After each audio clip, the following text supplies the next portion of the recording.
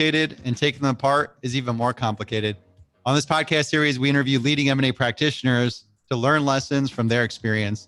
Learning proven techniques is key to perfect your M&A practice. I'm your host, Kison Patel, CEO and founder of Deal Room. I spent 10 years as an M&A advisor. And after seeing so many industry-wide challenges, in 2012, I decided to pursue the dream and build the greatest software to manage M&A. Today, joining me is Tracy Levine, the chair and CEO of Advantage Talent, a culture and engagement data science consulting firm. She's a member of the Forbes Coaches Council, a keynote speaker, and an author. Her most recent book, Win, Future-Proofing Your Workspace in the Age of Disengagement. This year, her insights have been featured in the Wall Street Journal, U.S. News and World Report, and Forbes. Today, we're going to switch things up a little bit. Tracy actually threw my interview outline, and we're going to have a different type of discussion around human capital management and how it fits to M&A. How are you doing today, Tracy? I'm doing great. Thank you for having me, Kison. Yeah, I'm looking forward to this. So my first question is, why did you throw away my interview outline the day before we're supposed to have this interview? Well, I was struggling with the concept that what everybody knows is that everything has changed with the current COVID-19, and we have quickly moved to a autonomous workforce as we go for resilience. People are working remote, and it shakes up the whole equation of what our goals are around people management. So I thought we could just shake it up and talk about your book, which I read about M&A, and bringing an agile approach, because I think with this huge shakeup where the workforce has changed how they've done work, that we might want to be a little bit more agile in our view on how we approach M&A and our people acquisition and integration strategy. Well, great. So I look forward and welcome this conversation. I got a couple lead questions here that you come up with, but so can we start off with maybe is there a general case for agile and I guess how it fits in the whole human capital management when it comes to M&A specifically? Well, I think we have to go to data, and that's where I live. In January 2019, the World Economic Forum, the Department of Labor, and various consulting firms did a case study of what were the declining jobs in every industry by title and what they could be retrained to. And in that study, they said we need 1 billion people retrained by 2030 in order to keep our businesses running. And when they got through with that study in January of 2019, they said only 25% of the global workforce could be retrained in order to work in what was coming in the future of work. Jump forward to January 2020, we're pre-pandemic. And they put out a new study and they go, wait, things are going even faster than McKinsey predicted and all of these companies predicted. We have to retrain 1 billion people by 2025.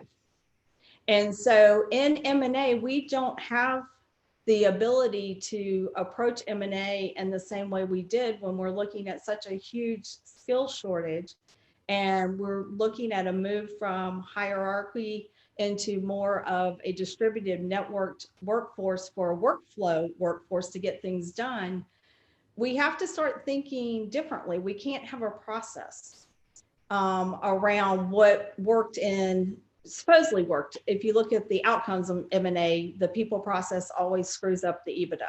But it's going to screw it up even more if you take into account the environment where we're getting ready to have an even larger skill shortage. Well, you mentioned changing the rules. I'm curious to get a sense of your view between what were the old rules, what are the new rules, and maybe if we can elaborate on that a little bit. Okay, so when you think about an M&A deal, the first thing you do is you look at the leaders of the company, traditionally, who is sitting in the C-suite. And that model is broken because if you look at what the data came out that higher education put out and what the New York Fed, let's go to the US, put out, 41% of college graduates work in a job that you do not need a college degree. let's drill down into business school, because business school used to be the track to go into leadership. So if you look at business, you're looking at 30 to 37% of underemployment of finance majors, looking almost at 50% underemployment of marketing majors.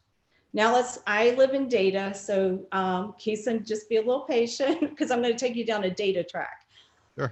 If you look at Google Trends, if you're familiar with Google Trends and analytics, you can type in job titles. And what is very surprising, if you type in most C-suite job titles, guess what? They're not a job title, according to Google. And that is the biggest flag that tells you that things have changed in the way we get work done from this hierarchy to workflow, because the reason why they're not really titles is what comes after them in the job description. So 2 titles that have held for the past 2 years, and there's only 2 C-suite titles that consistently show up as a title, and it's CEO, and now the definition is just who's paid the highest amount of money, and the CFO. All the other job titles go into subjects or searches. So that tells you something else. So what does that tell you? Are you familiar, Kison, with what is it, Burning Glass Technologies, the Boston consulting firm that follows all of the where work is going? No. They did a study, and would it surprise you, the Fortune 500, 50% of all their jobs are 39 titles, and that's on the left side. Now let's go to the right side of the graph. And just so you know, in Europe, it's 20 on the left side, approximately 20 titles. Well, on the right side of the graph in the United States, the other 50% of the jobs are approximately 900 titles. And of those 900 titles, most of them have a 3-year shelf life of relevancy for work as we know it. So when we look at M&A, and we, in the past, we're looking at these titles. So let's go to the approximately 39 on the left side of the graph.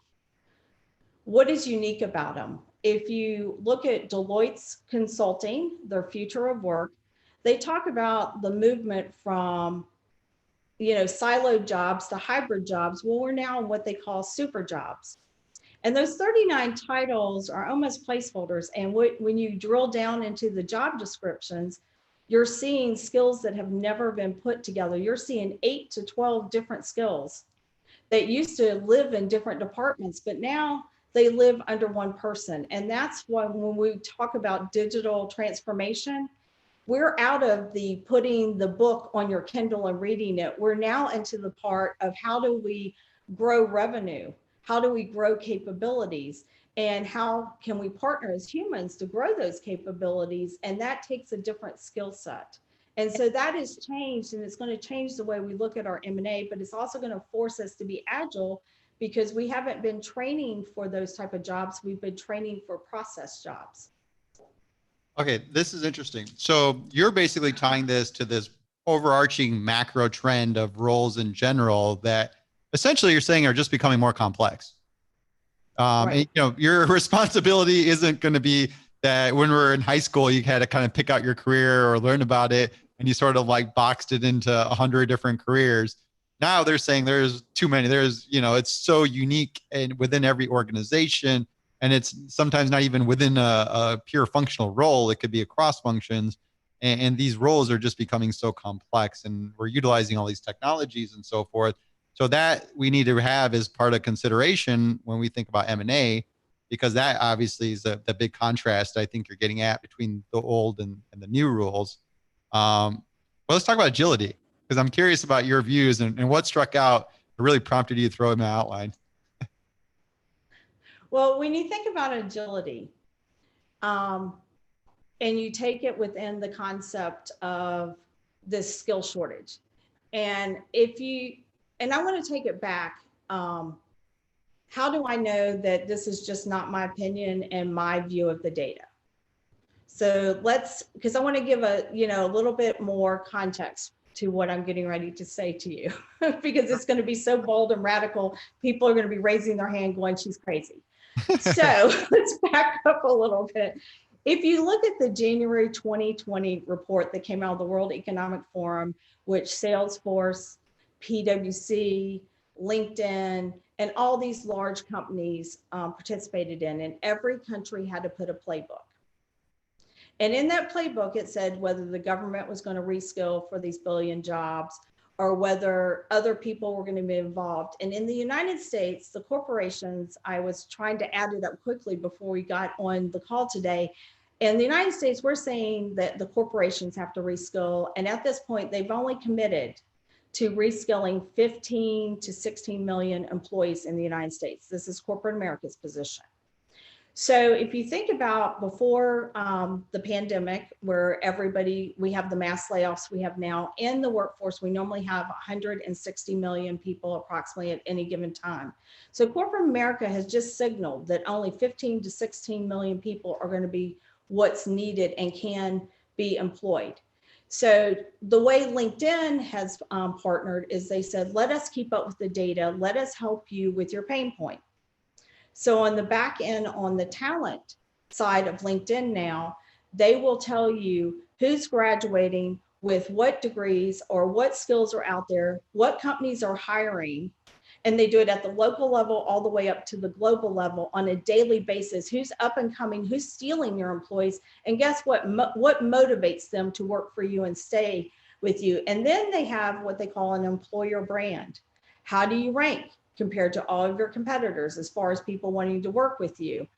And then within that employer brand, when you go into your company, this is how bad the skills gap is getting and skills not getting filled as we transition to a more digitalization in our transformation.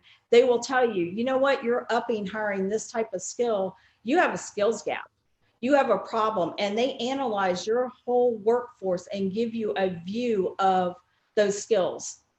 And so I'm going to back up and answer your question. What does this mean to M&A? Typically, when you buy a company, if you believe what Bain is putting out there, that we're going from scale to scope. And a lot of that scope is around two things: how people view your brand, but also getting talent. So when you start looking at that talent, the reason why you're going to have to be agile is you're going to have to decide, who am I going to buy and who am I going to rent and who am I going to invest in to bridge the skills gap? And that gets into your point. You have to be agile about how you approach doing each piece of that. And I live in the data, and you're going to have a question after this, because the first time I heard this statistic that was put out by Deloitte in 2018, it stopped me in my tracks and made me really think about how much has changed. As of 2018, only 42% of companies, think about this, have more than 50% of their employees full-time. And that means everybody from your cleaning crew, if you have them full-time, all the way up to your professionals. Wow. And so they've already moved to an agile workforce. And the fact that M&A is not approaching it from that where big companies and sophisticated companies are, and approaching their M&A integration from looking at this agile workforce the way larger companies have already moved to, about who do I buy, who do I rent, and who do I upskill, is really interesting for me. And reading your book, I kept going, yes, we need to be agile. We need to have game plans. We need to live in live time, because we could have our game plan, but the data tells us live every day that we need to change and how to pivot. Well, I want to bring some, for me, I like adding context for real world problems and challenges. And when I talk to M&A practitioners, I think there's becoming a growing emphasis that it's all about integration. Integration is when you make value or destroy value. And we don't want to destroy value. We want to hit our deal objectives and create some value. And this is where the common problems I always hear are around the people. We talk about integrating cultures. We talk about people engagement. How do we tie that into this? Because what are the approaches around that to actually get into the heart of some of these real world problems that these M&A transactions, and that's just the common things I commonly hear, or are the common things that are to overcome? Okay. I'm going to have, challenge you to give me a little context. Why are we talking about culture and integration? In your book, you talk about how we're not really marrying people. And Google talks about, even in marketing, everything we do, we don't have brand loyalty. So when you think about, we're talking about this culture integration, why? We're in a workflow environment. And, let's talk about what the definition of culture is. Culture is how you get things done. Can we agree on that? Because let's start there, because we're going to have a really interesting discussion around this. Yeah, I mean, it does vary, right? Almost everybody you talk to has their own definition of what culture is. But I like the starting off with the way we get things done. I'll agree with that. Okay. So engagement is how people feel about the way you get things done. Can we go to there? I would agree with that. Okay. So we have this whole McKinsey report and all these different reports that says we need inclusiveness. And when we mean inclusiveness, we're talking inclusiveness of different ideas. And so you have this inclusiveness of different ideas, because what the study showed for McKinsey, people who have inclusiveness in their workforce don't get into mindthink, and they tend to outproduce and have better revenue at a rate of about 130% to their peers. The more inclusive you get, the more revenue you get. There is a straight line to it. So, Kison, when I say that to you, when you think about culture, at least I'm at an age that everybody used to look at GE. That was culture. That was high quality culture. We all went in, we learned how to think alike. We learned how to move up this training program they put in, which, we haven't really had training programs in a long time. And we had this attitude, not invented here, so we don't need it. So how do we take this concept, and this is a discussion, when the reason why I throw out your questions is, how do we have this discussion around not invented here, because we've got you culture, we're hiring for people who will be engaged with that type of culture, but now we have this piece of inclusiveness.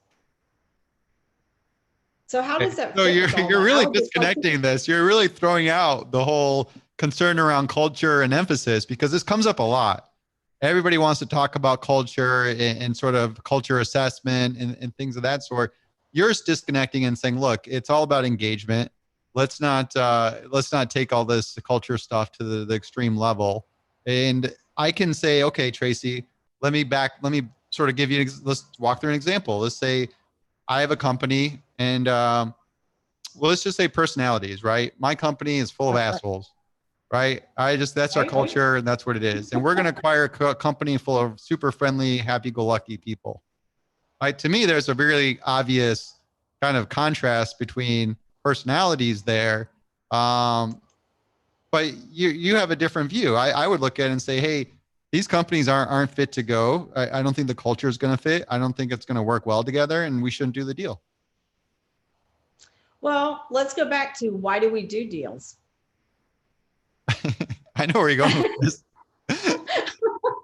So there's an investment thesis. There's some numbers in a financial model back there that the corp dev team worked hard at. And guess what we need? And I want you to understand, we need to embrace a culture of inclusiveness. And so even though I joke about that, we need to look at the culture, but the questions we ask around it is, what does that culture look like, and how do we make this happen? So let's go back to what Harvard and Bloomberg is saying, that hiring for culture is wrong. Because think about why we hired for culture in the old days.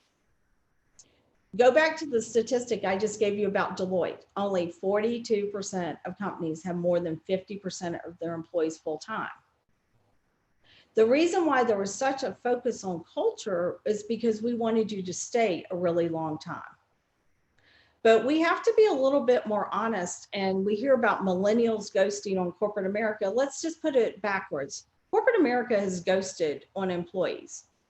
They've decided that they want a workforce that is the employee who is the right solution, the just-in-time solution, and the verified solution. Right. That's a very different hiring approach than We are here to build you up. We are going to take you, we're going to mold you, we're going to bring you up this ladder to we live in a global economy that's a knowledge economy that is in the midst of transformation, and it's going to go quicker as more and more technologies are adapted. So what I argue with is what we view as culture. To your point, you know, people, you could have an asshole company and a nice company merge if you really think about how do we merge and using the data and how do we make this happen. So let's go back to, I know, Kison, you watch the news, I watch the news, and we're getting ready to have an election.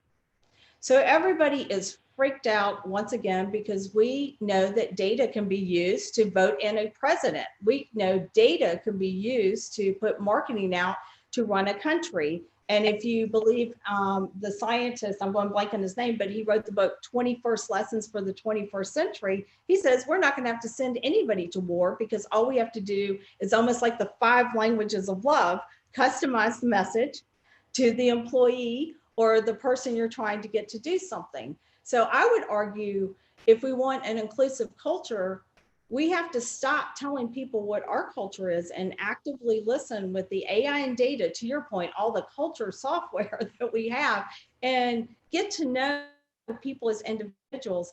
And so when I was doing research for the most recent book I did, ADP did a survey.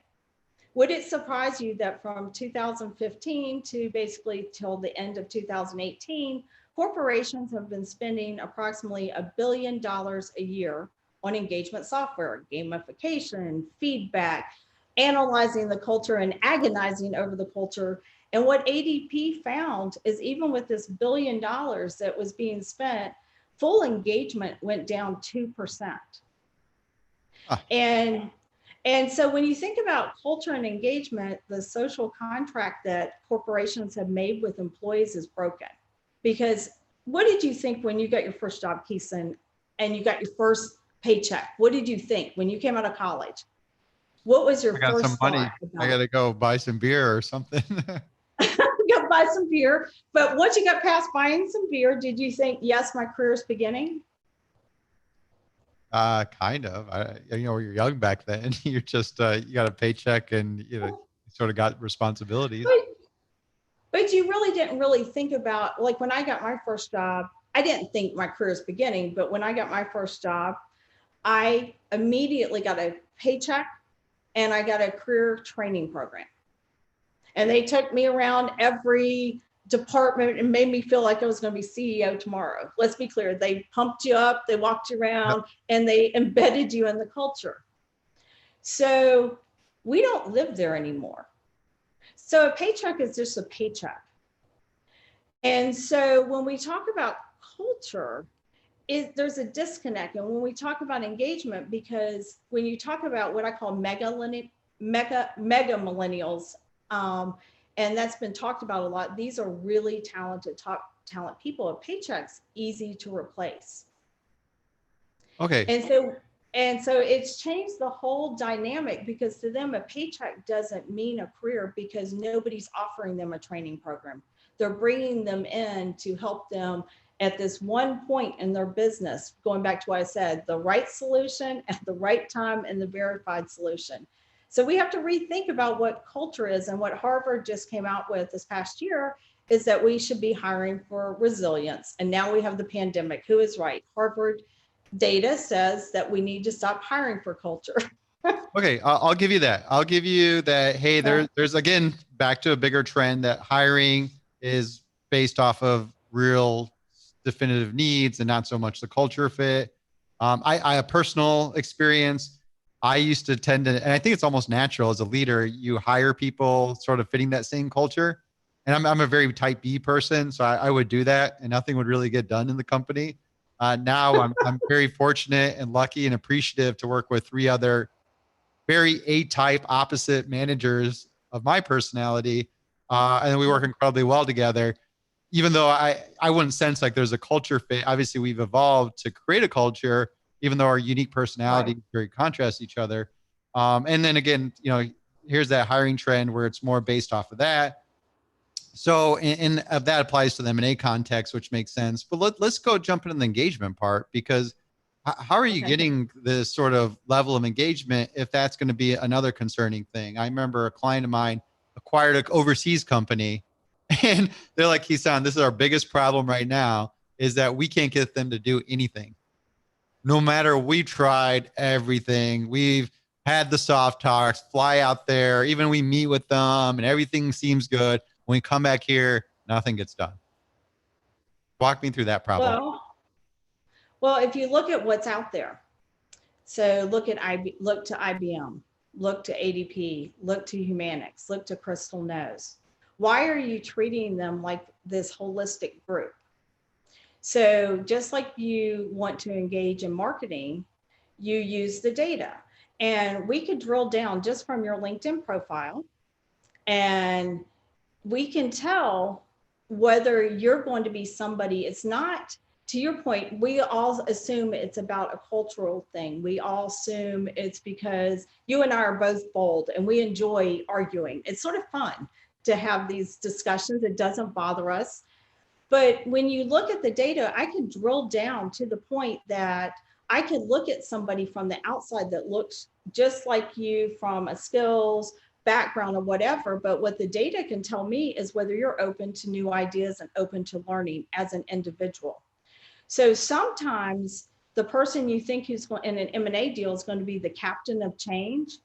For them, they're not open to the new ideas. They're not open to learning. So it may be better to pick another person on the team based on what the AI says that can go through the change, and they're okay because they love learning. And, every bump in the road is just like, whatever. Okay, how do we fix it and go next?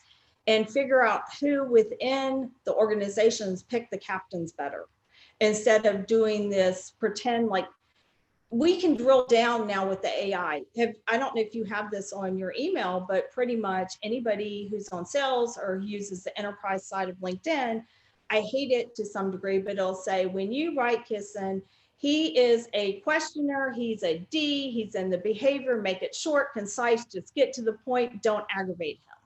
And the software has gotten to the point that it's embedded in Slack. It's embedded in almost every project management system on how to communicate and motivate and engage that person one-on-one. And almost all HR is using some of it. And to your point, when you look at this company, looking through something like the eyes of Bunch AI that says, when you look at this team, their blind spot is, so your message has to change. Their strengths are. And we don't have to go in with assumptions and say, we don't have to listen to what you say. We could actually know how you behave and personality wise, what you're going to do. And I see your face. You got to slow down, Tracy. Hold on. You got to slow down for me for a second, because I like that view of individualizing the assessment of engagement. Yeah. I like that idea. You're talking about software, and I'm very old school. I do these interviews. I do these qualitative interviews, and that's how I get my information. If you wouldn't mind contrasting for me between, hey, this is the magic of the software and sort of how it gets an understanding of that individual engagement, but also give me the other end too. Give me the qualitative, because there's probably a lot of people that aren't going to pick up software because we're all old school people. So I'd like to get an understanding of both. Like, how would you approach it? If, hey, here's a tool or using software and what's unique about it. And then also the approach of just having a conversation. Well, let's look at what corporations are doing, because I live in data. And when you look at what corporations are doing, let's go to M&A. So what does the data tell us about M&A as we move to scope versus scale? And we start hiring for talent because we can't get the technology talent, or it's just cheaper to do it. What it shows under the old rules, you lose about 80% of your talent within the first 2 years of an M&A deal if you have done an M&A scope deal because you want the talent. Right. So what that tells me is that personal one-on-one interview, let's go back to executives, because I was in executive recruiting for a long time. And if you look at, we got to a point where everybody gets in this interview and we both want to sell. It's human nature. We want to look good to each other. And very few interviews are, they say they're behavioral, but the challenge process is not very robust on both ends. And so you see all these executives who would get in there and say they lied, or the company would say the executive lied. And so what was happening is it wasn't turning out to be a very good hiring process. And then you look at the number of people before AI came on the recruiting side, you'd have to send 30 people until somebody figured out their gut check. So let's fast forward to last year, JP Morgan and their financial analyst program. They just looked for the hard skills. They ran the AI and there were no interviews. Look at L'Oreal. They are running the AI because what they found is if they run the AI first, even if they use the interview process, there were more job offers given, more fits, people sat in the seat longer. Let's go to Honeywell. I, at a speech 2 years ago, said, you're going to be interviewed by Siri and the resume is dead. And I was afraid to go out to my car. So Honeywell last year, I sort of love what they did. They used AI, they scraped everything, and they said, by the way, we're hiring for these executive positions. They all paid for 150 to 200,000. And by the way, you didn't submit an interview, and your first interview is with a chat bot. So what corporations are finding is it's a better customer experience for the top talent, but they're having better hits. They're having people stay in the seat longer because we all bring our own bias of what we think and miss with us of what we know. And I tell people your data point of one and your little data lake of 100 people who agree with you is not a data lake. And so now we have more technology that HR has adopted, and most bigger companies and even mid-sized companies, it's not expensive, so it's accessible for them, are using this data to make better hiring positions and getting out of, I call our data point of one. So my challenge point to you is, yes, you may be awesome at it, but in reality, we overestimate our successes by our smaller data points. Gotcha. So I mean, that's interesting. And I would agree. I think that's a trend. I think we're getting more engulfed with technology. And I think you're right. It's going to, especially if it's integrating with your products that you use daily, for Slack, I'm sure, and then LinkedIn, it would really be able to get a good sense of what our engagement looks like and so forth. What about the traditional approach? What about just sort of the way we do things now, how we have that kind of firsthand, qualitative approach? I mean, does that get completely thrown out and we don't need that anymore because we can just use tools to sort of get that insight? Or do we sort of mesh the two together? I think you mesh the two together. And the reason why the Wall Street Journal wound up calling me, I made it my point to say that this data stuff is just stupid. We can't take the human out of it.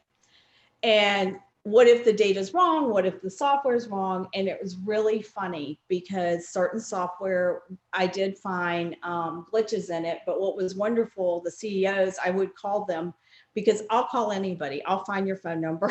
I will call you. And as I got further into the data, it really, what it did is it opened up for inclusiveness. And if we're hiring for inclusiveness and we're hiring for a culture of inclusiveness, that's where the biggest shift came. And that's where I started from. This is a great way to get over saying, okay, boomer, you don't know technology, or, millennial, you're lazy, or any type of stereotypes we have. And what was very interesting by what the AI does, it blinds where you went to school. It blinds your name and gender. And it just takes this holistic approach. So what was happening is you were serving up this broader pool of top talent. And by serving up a broader pool of top talent, because think about this, Kison, by the time somebody gets to you, probably somebody has pre-screened them and interviewed. So their bias has been introduced into it. And along the way, everybody's bias gets introduced into the hiring process before you get into the decision maker. So what the AI does, it gets you past all of those entry levels so that when you do get to the interview process, a larger pool and a better pool of candidates show up at the door. And so you have more engagement, you have them sitting in the seat longer. So to your point, I do think there is a mixture depending on what you're hiring for that is really valid, and that, data is only as good as how you refine it. And if we don't refine it correctly, it's not good. Data in and of itself has no value. Gotcha. So you got a good point. The tools, data, refining it, getting insights. I want to make sure the folks listening to this get some sort of tactical things they can put in their toolkit. And Okay. I'm just curious, with your experience, what have you just seen generally work or be helpful when making that change management transition of the M&A transaction itself? Um, I think that, and just, partly back to that assessing the people engagement, but more about like, what can you proactively do to really align that and make that change curve go smoother? Well, I think the way we see it is who calls us in. The CEO typically calls us in after an M&A deal has been done. We're all happy at the beginning. We've all gotten money, particularly at the leadership level. We've gotten buy-in and everybody's a little bit excited, but now we have to work with each other. So where the AI tools come in that is being used by HR on the hiring side come into the M&A deal is we could take two people without doing surveys and spending lots of time, 360 review, and we could take that data. And I want to back up around the AI and the data and the machine learning. When you go to a cocktail party, we could all behave for 15 minutes, right? Yeah. And when I'm on good behavior, I could go through a whole dinner party. But what AI does when it scrapes your whole digital footprint, they can look at the way you use pronouns, connector words. You can't fake who you are when AI takes that whole broad breath. And so by looking at the AI, HR and the managers could look at these two individuals in this M&A deal who are, at loggerheads, and come up with reasonable solutions based on what their behavior is and what what AI says their personality is, because everybody knows how to fake a test. Don't tell me you haven't sat and taken a personality test and gone, I know this job thinks I should be creative. And I don't own a creative thing in my house, but I could be creative on this test. So what the AI does is it makes it authentic when you approach the coaching moment, because you do need people. And to your point, Kison, people are not going to be out of the process. We have to communicate, we have to be together, but it allows us to have a better toolkit. Right. Better. And yeah, as you approach going towards, the moments, particularly in an M&A deal, when you have to have the captains be on the same page, not standing on the ballast shooting at each other and taking down the ship. And so that's where the data and the AI comes in. But it takes HR, it takes leaders to refine that data and use that to bring in what the reasonable solutions are. And what's interesting with the programs and what we're seeing as we go to a global economy and a global workforce, you're seeing them able to predict what's going to happen and how to approach it. If you do something with this person, you're going to get this reaction. And it makes us be more thoughtful. We still have to have the human interactions, but we could have it not in this bubble of what we think. And going back to data lakes and our small, experience realm, we can now take it from when we look at from a global perspective, what happens in these situations. And then when we drill it down to that person, we could even get more personal and give better advice and make the whole M&A integration a lot easier by dealing with people and individuals rather than groups of people and divisions. You weigh a lot of software. Yeah. I mean, I'm trying to follow your path, and I'm sort of visioning, because I know leadership's a key part of these integrations going well. And it's almost like I'm behind Tracy using a software that does analysis of this button, and it's just like pass or fail if this guy's going to be cut out to lead a role after the transaction. Actually, it's not pass or fail. And I got myself in trouble at a Gallup meeting because they do believe it's pass or fail. They believe by their studies, only 1 in 10 people are innately born to lead in the 21st century. We're innately born with the skills, and only 2 in 10 can be taught those skills. So the reason why I started testing all of this stuff is we need to make sure we don't bring our biases and how we view the world and use data to confirm it. And that's a really big problem when we start using data, and how I went down this path that I've tested over 150 different softwares. And my claim to fame is I shut down a company for 2 weeks because I told them I was going to write a blog if they didn't fix something, because it was very clear they had brought their bias to it and it would affect the hiring process. And to your point, data should not be a pass fail. It's just a tool to get people, to help them to have more inclusiveness. Yeah, it should never be a pass fail. So going back to, data and the whole culture and engagement, I think when in your book, when you were talking about game plan, and I really liked all of your, examples around that. So when we look at an M&A deal, your business model changes. So the first question you should be asking around the people is, what skills do I need in order to execute on this new business model? And so you're going to have to put it through a different lens in order to be competitive within the market where there's less people. So you're going to have to look at a real honest, outside of your own bias. Is this something that somebody has to do in the office? Or is it something that can be done remotely? And yesterday I sat in a Gartner HR seminar where they put all of their data out on what they found since the pandemic. And what they found is, in the knowledge workers, which is who typically goes to the office, remote work has upped productivity and they like it more. So is it our bias that people have to go into the office? Obviously, if you have to go into a plant or manufacturing or in retail or in the service industry, you have to be face to face. So what COVID made us do is get over our biases and our pushbacks.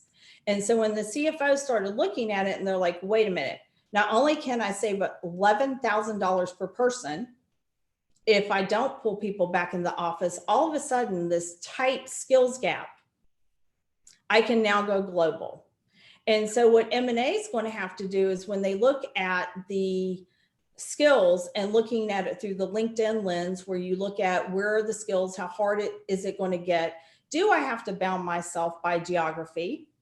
Do I have to take both employees, whether you're acquiring or the acquiree? Is that the skill set, when I look at it, that I really need to execute on this new business model? And from that point, do they need to be remote, or do they really need to be bound by location?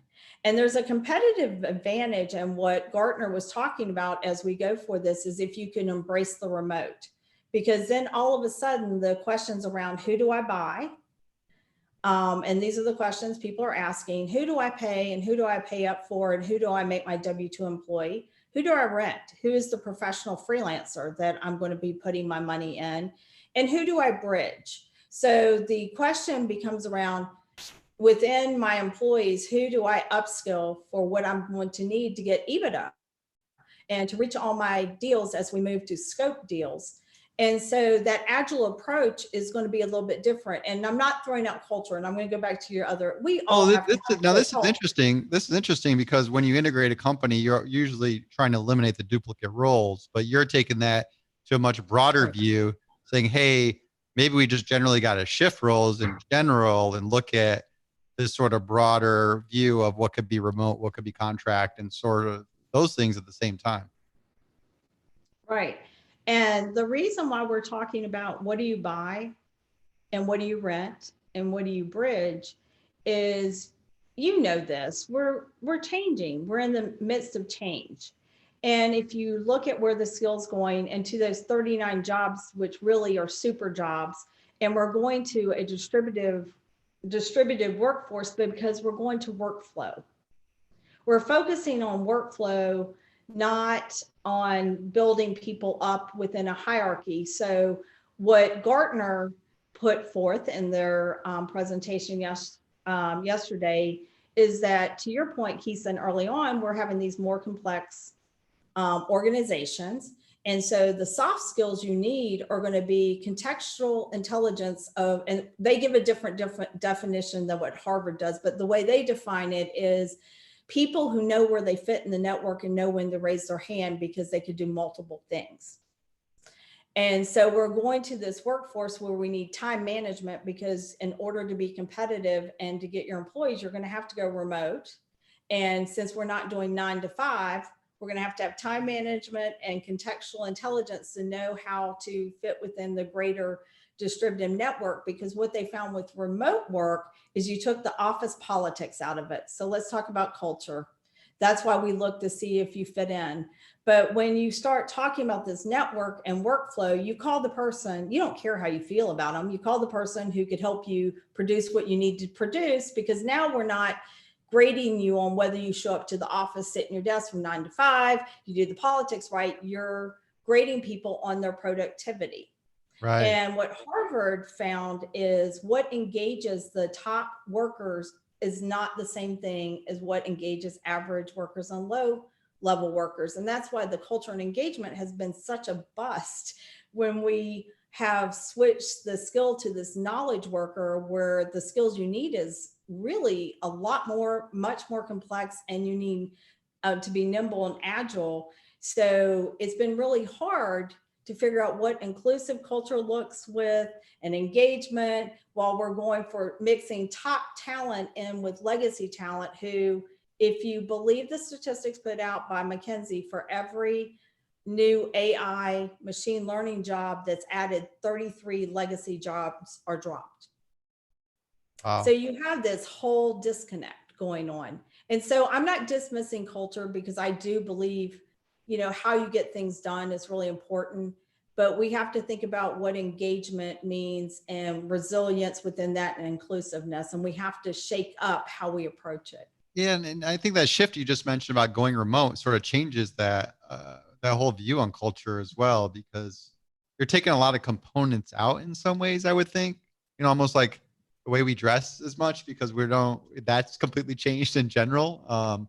So there is a lot of shift, because if we are moving remote, we're not looking at a lot of these elements that you'd have in person as well.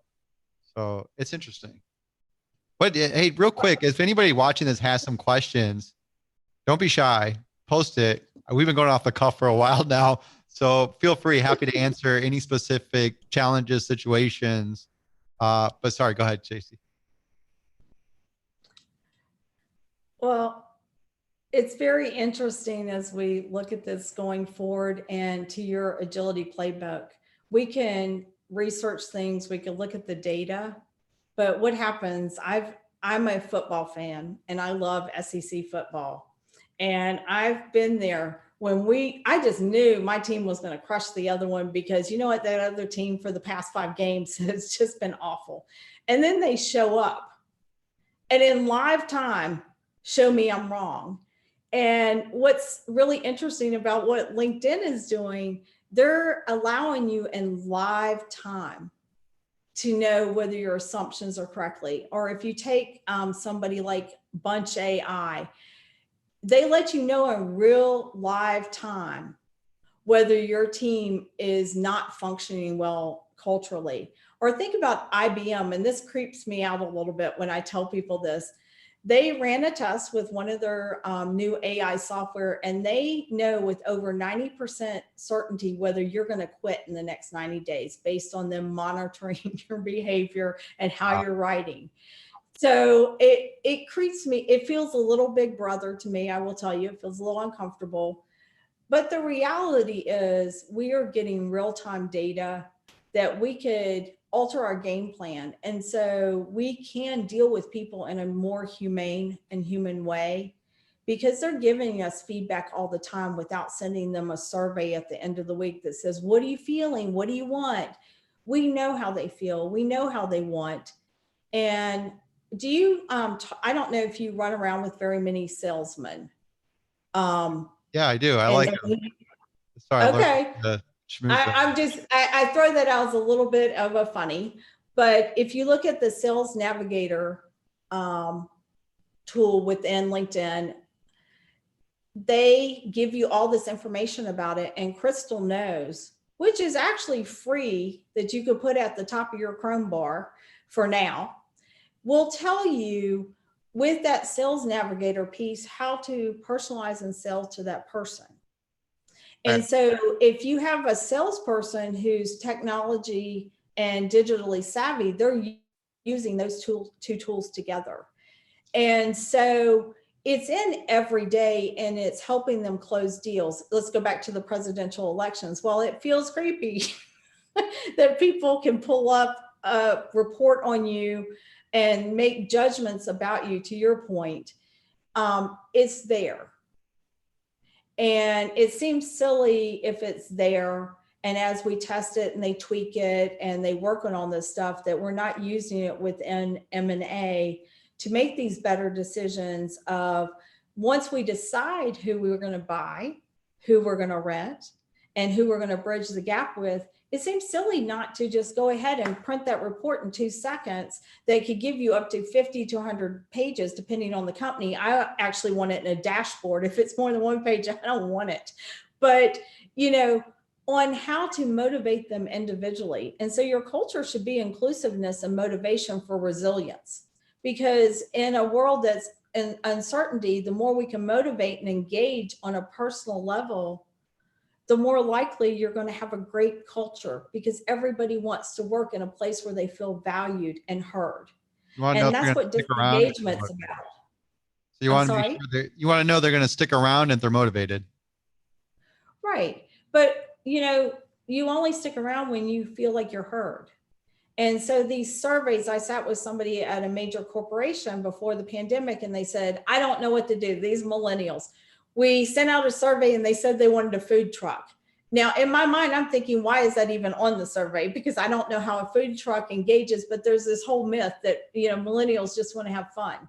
And so we gave them the food truck and they still left. And I'm thinking, no surprise. Right. But if you look at what the data can do, so let's go back to the office space. We can now design office space to be comfortable based on the data and gauge people at the door. And it's the 5 languages of love. What is important when I walk into the office? If I'm somebody like we were talking beforehand, I love that you admitted to being a technology geek. I love trying out all this AI software, and that's where my geekiness lives. And so if I know that about you, when you sit down at your desk, I'm going to make sure that Kison gets to pick the best at his desk and have all the tools he wants to be happy to do his job. Where another person, they just want to be seen. If they can't put it up on Instagram, it's not worth happening. And so you think about, who do I employ and what do they value from their personal behavior and thoughts? And AI gives people that information. So if you really, once you're doing the M&A, once you go through and say, what key skills do I need to have in place to hit EBITDA? We used to depend on the leader because, you assume they went with the leader because they understood and heard them. Now we don't have to assume and get surprised when the leader can't keep them in the seat. We know whether that leader is the right leader for that group, to the human component, but we also know what we can do. And a lot of the things don't cost a lot of money. We know what we can do to keep people engaged and motivated, because we do have an inclusive culture, because we hear everyone. And that's what inclusiveness is about, not trying to shove everybody back into the same box. And I think that's what's changed. Hey, Tracy, I got some questions. Maybe we can try to hit them because I know we're about to hit the hour. One is, what are the AI tools available to M&A professionals? Okay, for M&A professionals, you can do anything from freemium to premium.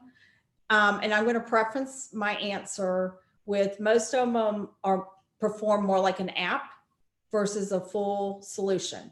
So the first one I would look at if I was in M&A is, and I do not work for LinkedIn, I've been asked this, the LinkedIn talent backend. They have so much data. And I think the last time I checked, it's probably about $800, $900 a month. But if you really want to get a feel when you're getting ready to buy a company, the first thing is, do we have the skills available to execute on what we think we're executing on?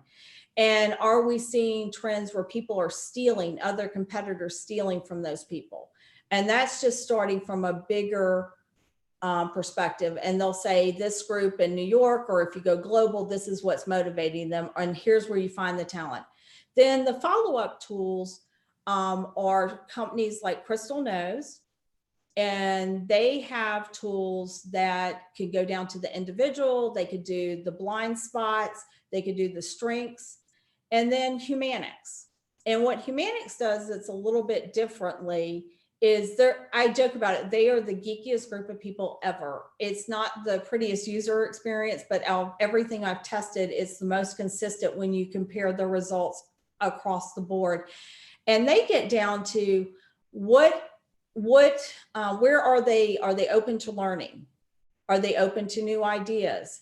Are they going to handle change well? Do they handle pressure? Because they use the ocean with the AI. And both Crystal Knows and Humanics are not expensive solutions. And if you want to take it up higher, you could look at IBM, and you could look at Bunch AI, who looks at the divisions of culture. So you can see if there's a culture problem now that you've integrated and it's not integrating the way you want. So unfortunately, there's over 150 different platforms. And I tell people when I consult, I'm platform agnostic. Just let's see what data you're collecting and let's start asking questions. Awesome. Next question I got is, intrigued by your observations. I tend to work with startups and small businesses. How would the transformation to AI-driven personnel assessment be altered for a small biz application? Well, I don't know that it has to be altered, because I would argue that for a small business, who you hire is even more critical, and drilling down. And when you think about like Crystal Knows, and when you talk about Humanics, the cost is under $100 to find out about your culture and to find out about the people in it. And it's very accessible. It's not that they've made it very expensive. You don't have to jump to the Oracle, the IBM, the ADP solution and the more expensive solutions. So it is available for you. And on LinkedIn, if you use LinkedIn and you want to just look at it from that perspective, you could use the free Chrome extension as long as they're your first connect, and they'll give you a mini write-up about how you would interact with that person. And as somebody who works with small businesses, I would have to assume that you are a key individual, and it's going to be really important how somebody works with you in this process. And that's a free service. One more question. Many of us are working from home now and for quite a while. Do you have any ideas on engaging employees during this time? We only see each other via Zoom now. Can you say it again? You just rendered out. Oh, sorry. Many of us are working from home now and for quite a while. Do you have any ideas on engaging employees during this time? We only see each other via Zoom now. So my question, what is engagement? Because what the surveys say is consultants and a lot of people, this is the most engaged they've ever been. So as far as how do you improve engagement, is bringing the leaders up to speed so they know how to engage with Zoom. And I can almost feel their pain in that question. Nothing's worse than it's tiring to be on a Zoom. And I saw a meme the other day where somebody said, this movie is boring. And the boss said, this is not a movie. This is our webinar. This is our Zoom call. And so I think we've gotten into this whole, some people have forgotten that when we go on Zoom calls, we're treating them like those formal meetings, and we need to get back to saying it's okay just to call to say hello, almost like water cooler talk. Not everything has to be around learning and this formal agenda. And I think the leaders that embrace not making everything a learning experience or a task-oriented Zoom call are engaging their employees. And it's a real miss if people don't start calling each other for informal stuff also. Cool. Find those ways to have the informal interaction as well. So we're about to hit the hour. My last question to you, Tracy, what's the craziest thing you've seen in M&A? Oh, I've seen some crazy stuff. I think it's really interesting to see people who look at M&A deals and try to convince people to do stuff from their own point of view. And we don't always, when we have success, we sometimes forget empathy and EQ, because people have been paid to listen to us for so long that we've convinced our inner talk track is this is what they must want because this is what I want. And you see people paying too much because they weren't listening. And then on the back end, you see them pushing deals through and you wind up with lawsuits because you didn't stop and get past the point, I want this to happen, and not think about how, now that the deal, to your book on agility, now what? Because in my mind, I had this playbook and this is how it was going to go. And you see crazy things. And when we normally get brought in is when the CEO who's been hired to integrate this company goes, I have these two people and one's going to leave if somebody doesn't, make this fighting stop. And I think the reason why the fighting happens, and it's so crazy that it gets to that point, is because we have a process and playbook, but we don't have an individual game plan. And I know I haven't answered it the way you want, but we sign a lot of NDAs. So it's really hard to give concrete examples without breaking what you've seen. You're fine. So what would you say it's sort of losing the sight of real people and how you connect with them? Yeah, I think it's absolutely to what we started with. It's the culture, even though I joke about it, the culture, engagement, and inclusiveness and motivation. When we turn it into a processes by nature take the human out of the process, takes the human out of the equation. And we need to just drill down and act like we're running a political campaign and send the messages that we need to send to the right people in a language in which they can understand. Thank you so much for your time, Tracy. I really enjoyed this conversation. And what else? Do you have any end plugs? I know I did a plug for the conference. I'll post another link to it. But any other final comments? The only comment I would tell people is, in order to future-proof your workforce, and that was what WIN was about, the book I just wrote, is you have to get over your own biases and start looking at the data lake. And everybody's being more transparent than they've ever been. And between LinkedIn and all of this AI, you never have to guess what the other person is thinking.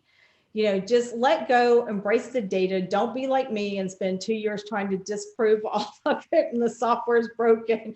Just, go ahead and embrace it and use it to your advantage so that you could hit your KPIs and make sure you hit the EBITDA that you want to hit.